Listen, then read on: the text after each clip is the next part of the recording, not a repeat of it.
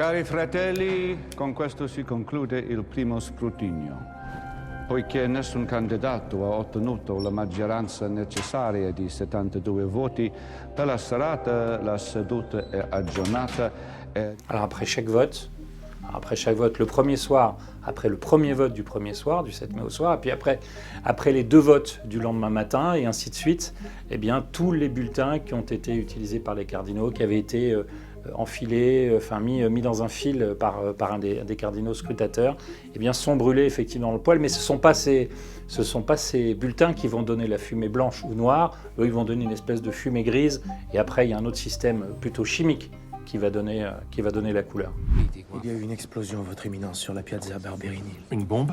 Ce n'est pas encore clair pour le moment. Il y a eu des blessés, mais il semble qu'il n'y ait eu aucun mort.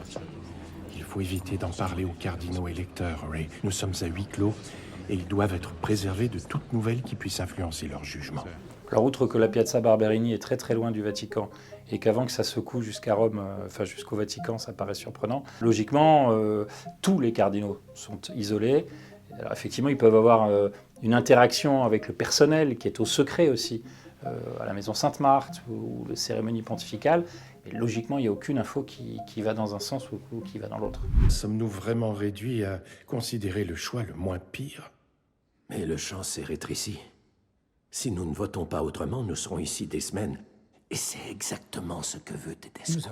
Alors s'il est vrai que les cardinaux peuvent interagir, peuvent se parler, effectivement, ne serait-ce qu'à table, durant même le conclave, durant leur temps de pause, effectivement, ils peuvent aussi se rencontrer dans un couloir. Alors, bon, mais c'est un film américain, merci les Américains, mais les cardinaux, ils prient quand ils arrivent à la chapelle Sixtine, puis ils ont des temps de prière, ils ont les offices, ce sont des prêtres, ce sont des religieux. Acceptas ne electionem de te canonice factam in summum pontificem? Accetto. Quo nomine vis vocari? Innocentius. Alors, par éventuellement la scénographie, parce que les cardinaux ne sont pas debout à entourer le cardinal qui a été choisi, parce que là, la pression est quand même... c'est un film et majeur, mais effectivement, il y a une grande pression, et on lui demande effectivement s'il accepte le vote des cardinaux, et puis ensuite, quel nom il a choisi.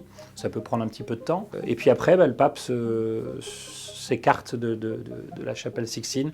Il se rend dans la sacristie, au fond, à gauche du jugement dernier, une petite pièce qu'on appelle aussi la chambre des pleurs. C'est assez explicite. Et là, il y a 3 soutanes blanches qui l'attendent, une petite, une moyenne, une plus grande. Il prend celle qui lui va le mieux.